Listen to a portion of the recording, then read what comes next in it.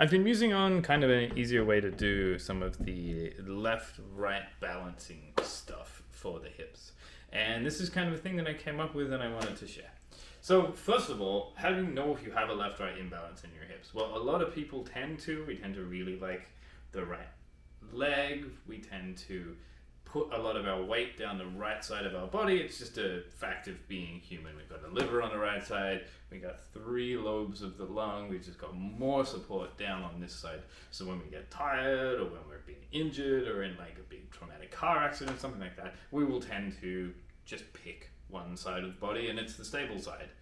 How do you know if you're doing it? Well, there's a few different tests, but one that I like to do by myself is check if you have uneven hip range of motion. So just sitting here on a table, a bench, somewhere where the legs can hang, I am going to hold my knees where they are and I'm going to rotate in my hip. So this is called internal rotation because I'm turning the whole hip internally. That's it's like less than 45 degrees. I got a weird angle on this. And then I compare it to the other one. This one looks like it's got a lot more range.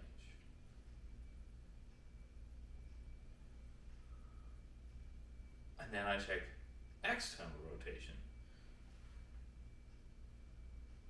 Can't really tell what that one is.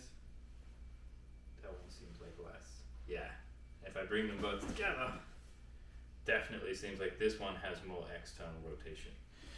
So what that means is, it's very likely that my hip has a rotation to the right, so that my left hip is already externally rotated, my right hip already internally rotated, and so there's more space for it to externally rotate on this side, more space for it to internally rotate, and less vice versa. So how do we fix that? Well, pretty easy. This side tends to be the one that feels easiest for me to drop down around here because there's more external rotation. It's already externally rotated. So I just swap it around. I bring this foot up in here, but I also try and pull this knee in and create a little bit of internal rotation. So I've been hanging out on the couch like this. Turn it into internal rotation, bring this knee into external rotation.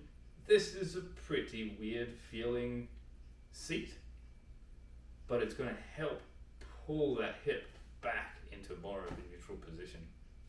I'd love to hear if someone gives this a try, and if it makes a difference for you. Have fun.